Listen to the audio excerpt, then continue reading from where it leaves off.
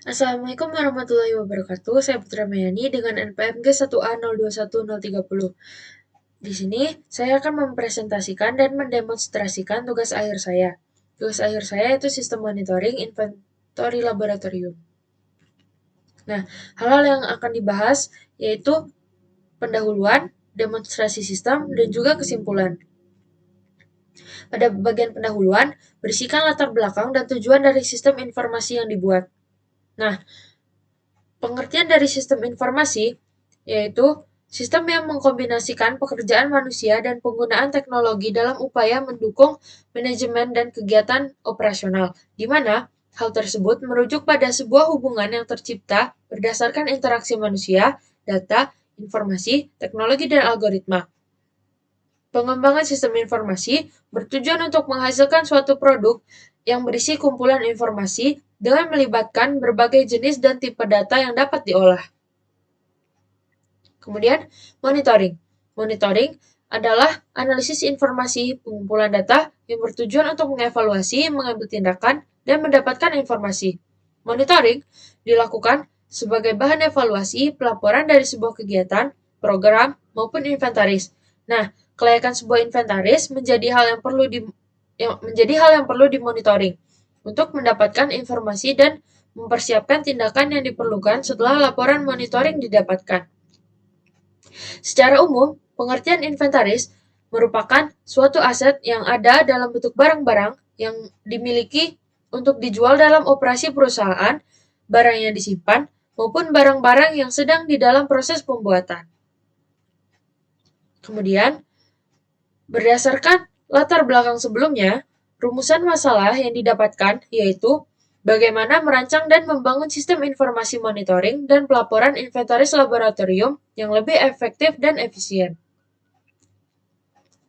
Tujuan dari dibuatnya sistem ini yaitu untuk meningkatkan performance, control and security, efisiensi, dan juga service. Nah, pada bagian performance, sistem yang lama masih menggunakan sistem inventory manual yang dapat menyebabkan kesalahan dalam penginputan data barang. Pada sistem yang baru, pendataan sudah terkomputerisasi dan otomatis sehingga dapat memudahkan dalam penginputan barang.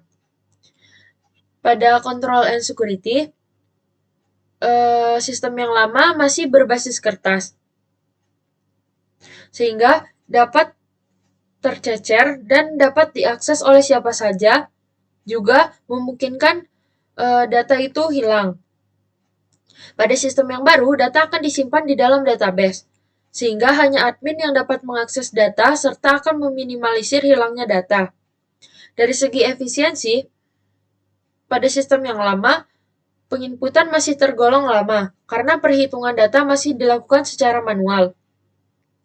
Kemudian, pada sistem yang baru, penginputan akan menjadi lebih cepat karena sistem yang baru sudah terdapat otomatisasi dalam perhitungan data, sehingga memudahkan dalam melakukan perhitungan.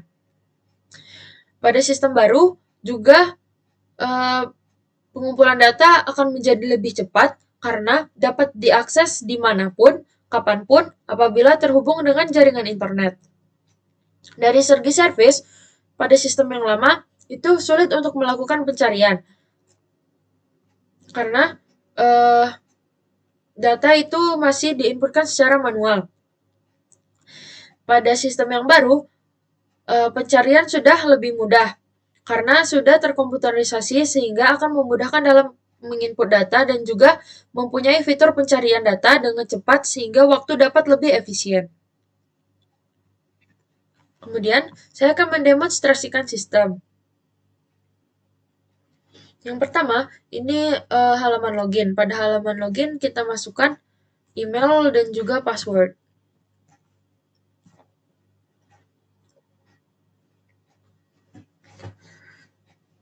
Nah, setelah berhasil, saya mempunyai tabel kategori, tabel laporan, dan tabel ruangan.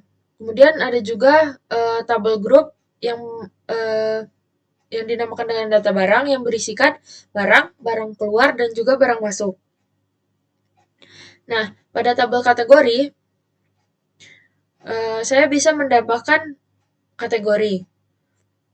Pada tabel ini saya merelasikan dengan tabel barang, sehingga misalnya saya memasukkan kursi lipat dengan nama kategori barang yang masih layak pakai.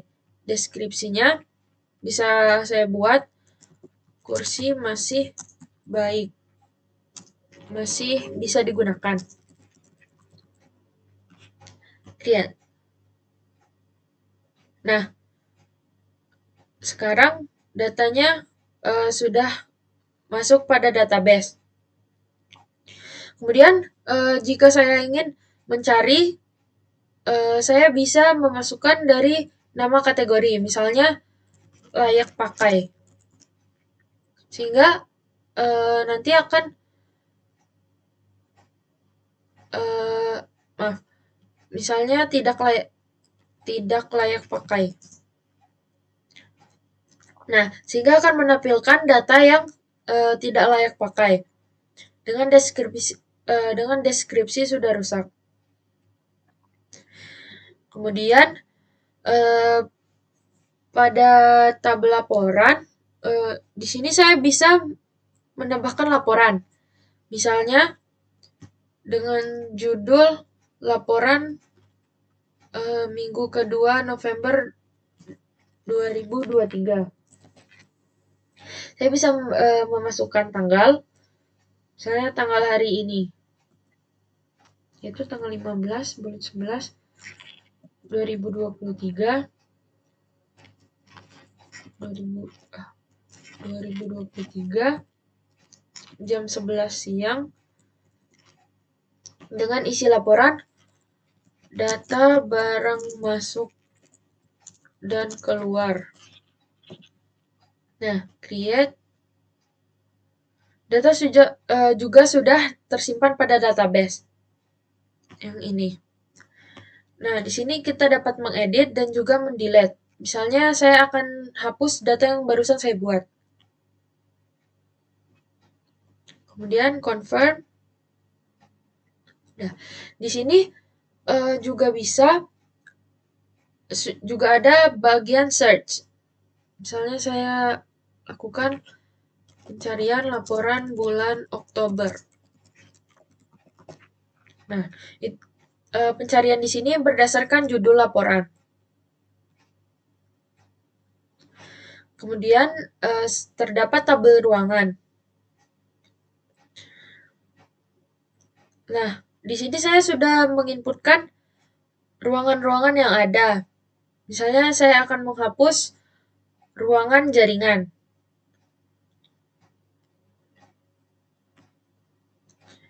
Setelah saya hapus, misalnya saya tambahkan lagi. Jaringan. Nah, jaringan terdapat pada lantai 2. Create. Kemudian kita cari jaringan. Oh, maaf. Di sini saya menggunakan search pada bagian lantai. Nah, di sini yang jaringan datanya sudah masuk pada database. Oke, kemudian pada data barang pada grup data barang ini bisa kita lihat ada barang. Misalnya saya akan memasukkan data barang yang baru.